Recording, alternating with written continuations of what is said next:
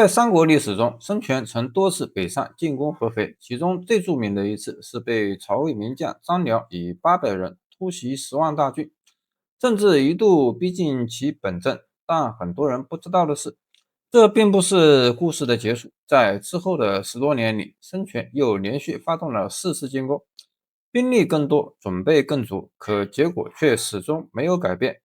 那么问题来了，如果说张辽那一战还可以看作一次突袭带来的意外，那在没有这种极端情况的前提下，孙权为什么依然打不下合肥？公元229年5月，孙权于武昌登基称帝，国号为吴。同年9月，孙权下诏迁都建业。太和4年，公元230年正月，魏国在合肥境内修筑合肥新城，用以防备吴国入侵。这年冬天，孙权扬言要夺取合肥，满宠随即上表朝廷，请求召集兖州、豫州的兵力前来支援。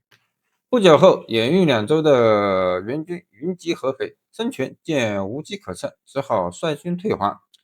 朝廷见状，下令让满宠遣散援军，但满宠却认为敌军大举撤退，恐怕并非真心退走，大概率是佯装退却，意图麻痹我方，等我们撤军后再趁虚来攻。于是他再次上表请求朝廷不要撤兵。曹魏朝廷采纳了满宠的建议，命兖豫两州的援军继续驻扎在扬州境内。果然，没过多久，孙权就率军来攻打合肥城，最终未能攻克，只能无功而返。青龙元年，公元233年12月，第4次合肥之战爆发，孙权出兵征讨，意图围攻合肥新城，进至淝水。只因新城距离水边较远，吴军20多天都不敢下船靠近。魏将满宠对麾下诸将说道：孙权知道我已将兵力移至城外，必定会大夸海口，前来炫耀其实力，邀取功名。他虽不敢贸然向前推进，却一定会上岸耀武扬威，以此显示自己兵多将广。随后，满宠派遣6000步兵和骑兵在淝水隐蔽之处埋伏起来，等待吴军登下。不久后，孙权果然率军上岸炫耀兵力，满宠的伏兵趁机突然杀出，一举斩杀吴军数百人，还有不少吴军士兵逃至河中溺亡。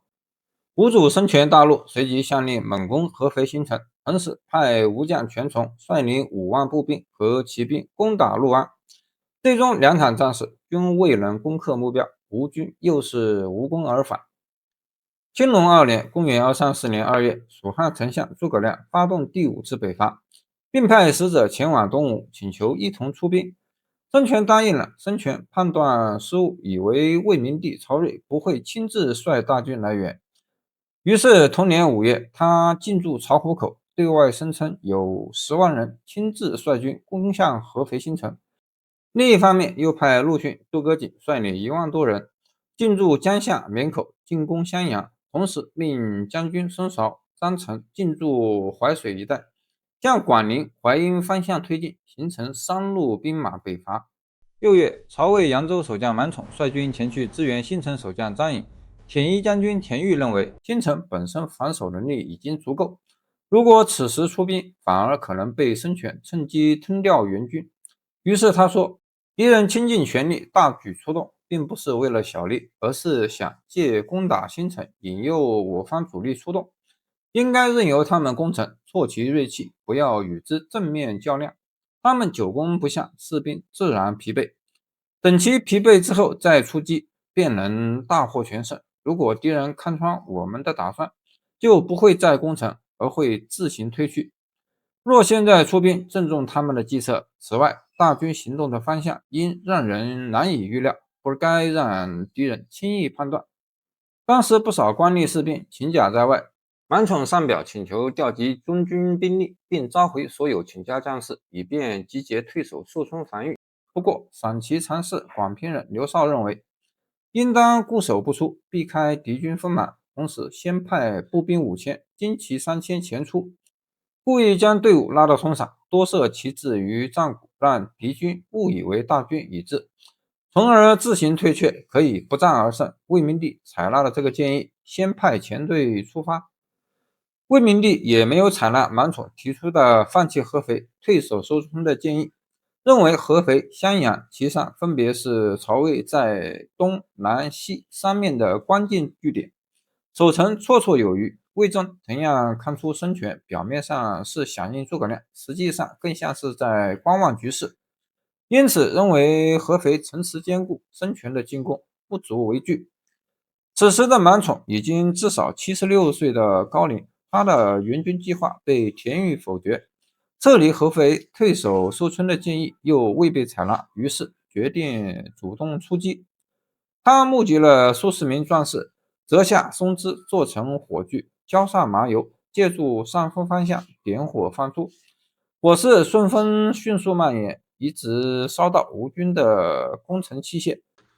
孙权的侄子孙泰前来救火，满宠又命军队放箭。由于顺风，箭矢射程和威力都被增强，最终射杀了孙泰，也烧毁了吴军部分攻城器械。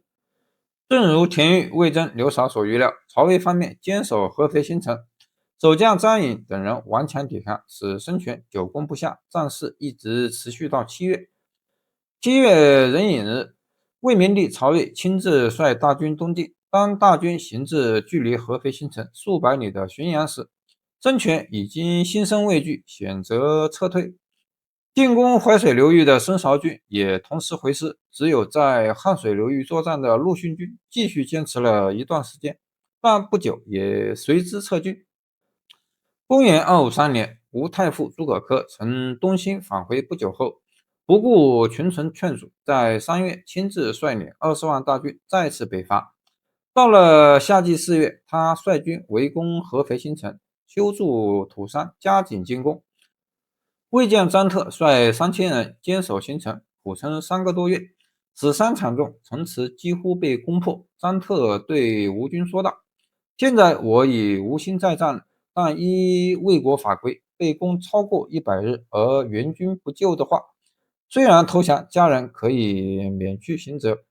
自抵抗敌人以来，已经90多日了。这城中本来有4000多人，战死者已经过半，城池虽陷，如有半数人不想投降，我便与他说话，陈明善恶。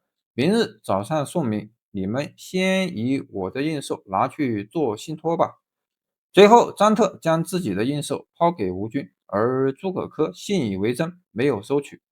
到了夜里，张特却暗中拆下房屋木料和围栏，在城墙破损处加固，又筑起第二道防线。第二天，张特再次对吴军说道：“我但有斗士耳，决意死守不降。”吴军大怒，再次强攻，却已无法攻破城池。此时天气炎热，吴军疲惫不堪，疫病蔓延，患病者超过一半，死伤严重。诸葛恪久攻不下，反而迁怒各部将领，士卒怨声四起。